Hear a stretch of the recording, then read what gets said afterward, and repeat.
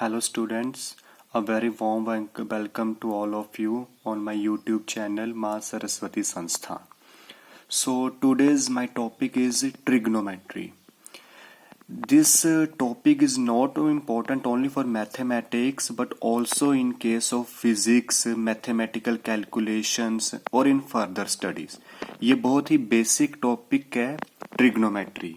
ये आपको 10th class में मोस्ट इम्पोर्टेंट चैप्टर के बीच में मिलेगा. यहाँ से आपको बहुत सारे मार्क्स अबाउट 10 मार्क्स के क्वेश्चन इसी चैप्टर में से आते हैं.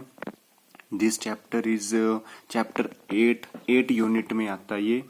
सो आज हम इसी के बारे में डिस्कस करेंगे. सबसे पहले ट्रिग्नोमेट्री में जो कि बहुत ही इम्पोर्टेंट चीज है वो आती है एक राइट एंगल ट्रायंगल. आप सभी को इसके बारे में पता होगा. राइट एंगल ट्रायंगल के बारे में मैंने इसमें नोट किया हुआ है. This is your base, this is your perpendicular, this is your hypotenuse. ठीक है. जो ये आपका बेस होता है इसको आप मतलब कि एडजेसेंट भी बोल सकते हैं. कई बुक्स में एडजेसेंट दिया होता है क्योंकि ये इसके साथ बिल्कुल इसके साथ क्या होता है, जुड़ा होता है. और ये हाइपोटेन्यूज इससे ऑपोजिट साइड होती है परपेंडिकुलर, इसलिए इसको कई जगह पर ऑपोजिट साइड भी लिखा होता है. हाइपोटेन्यूज, बेस और परपेंडिकुलर ये ए बी सी तीनों के तीनों triangle, A B C triangle में ये तीनों इसके पार्ट होते हैं जहां पे राइट एंगल बन रहा है 90 डिग्री बी पॉइंट के ऊपर. अब इसको याद करने के लिए तीन टर्म्स आती हैं. एक आता है साइन थीटा, एक कोस theta and third one is tan theta. इसको याद करने के लिए हमारे पास एक ट्रिक है. वो ट्रिक है आपकी P B P H H B. इसको हमने याद रखने के लिए एक अब खुद ट्रिक बनाई हुई है जिसको हम बोलते हैं दिस वन इज पंडित भद्री प्रसाद हर हर भोले. पंडित भद्री प्रसाद हर हर भोले. इसको आप और आगे याद करने के लिए लिख सकते हैं सोना चांदी तोले.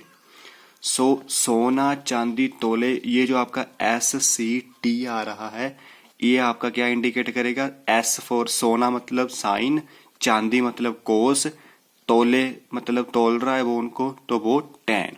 तो इसी के अकॉर्डिंग आप इसको याद कर सकते हैं. साइन थीटा आपका आ जाएगा perpendicular upon hypotenuse, base upon hypotenuse cos theta and tan theta आ जाएगा आपका परपेंडिकुलर अपॉन बेस.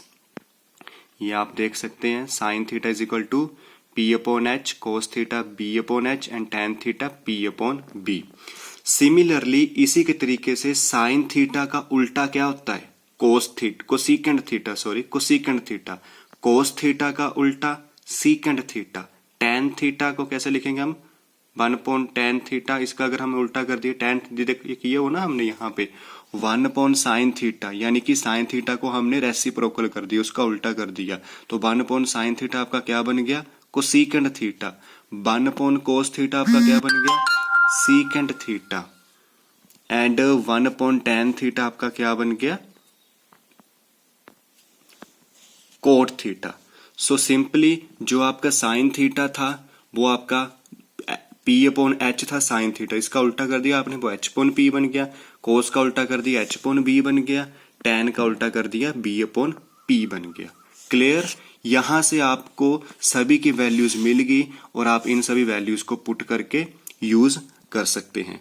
कुछ और इम्पोर्टेंट फॉर्मूलेज जो कि ट्रिग्नोमेट्री में यूज किए जाते हैं मैं आपको फिर से बताना चाहता हूं स्टूडेंट्स. ये ट्रिग्नोमेट्री जो है ये सिर्फ 10th क्लास के लिए नहीं है. ये आप जब +1 +2 में पढ़ेंगे, फिजिक्स पढ़ेंगे या आप फर्दर BSc करने जाएंगे वहां पर भी जब तक आपकी ग्रेजुएशन चलती रहेगी ट्रिग्नोमेट्री के क्वेश्चंस, ट्रिग्नोमेट्री का यूज किसी न किसी न्यूमेरिकल में, किसी न किसी आर्टिकल में मस्ट होता ही होता है. आप इसको अच्छे से पढ़ें. अभी मैं आपको सिर्फ बेसिक तरीके बता रहा हूं कि किसको कैसे करना है, कैसे सॉल्व करना है. इसके कुछ इंपॉर्टेंट फॉर्मूले और भी हैं जैसे ये दिए हुए हैं. Sine square theta plus cos square theta ये आपका 1 के इक्वल होता है. दोनों का स्क्वायर किसके इक्वल, 1 के इक्वल होता है. उसी तरीके से अगर आप इसको देखें 1 प्लस टैन स्क्वायर थीटा वो इक्वल होता है सीकेंड स्क्वायर थीटा. यानी कि सीकेंड square theta minus ten square theta अगर हम करेंगे तो वो हमारा 1 के इक्वल है। बस थोड़ा सा फर्क प्लस और माइनस का आता है, यहाँ पे मैं थोड़ा लिखना भूल गया, बट आप यहाँ से देख सकते हैं अगर सीकेंड स्क्वायर थीटा आप इस प्लस टेन स्क्वायर थीटा को इधर लेकर जाएंगे तो ये माइनस के टेन स्क्वायर थीटा हो जाएगा, तो सीकेंड square theta minus ten square theta भी 1 आएगा। या आप इसको ऐसे याद कर सकते हैं कि 1 plus tan square theta is equal to secant square theta. Similarly 1 plus cot square theta is equal to cosecant square theta, ये भी ऐसे बन जाएगा cosecant square theta minus cot square theta is equal to 1। ये तीनों के तीनों most important फॉर्मूले हैं और ये आपको फर्दर यूज किए जाएंगे। अब हम चलते हैं क्वेश्चन की तरफ।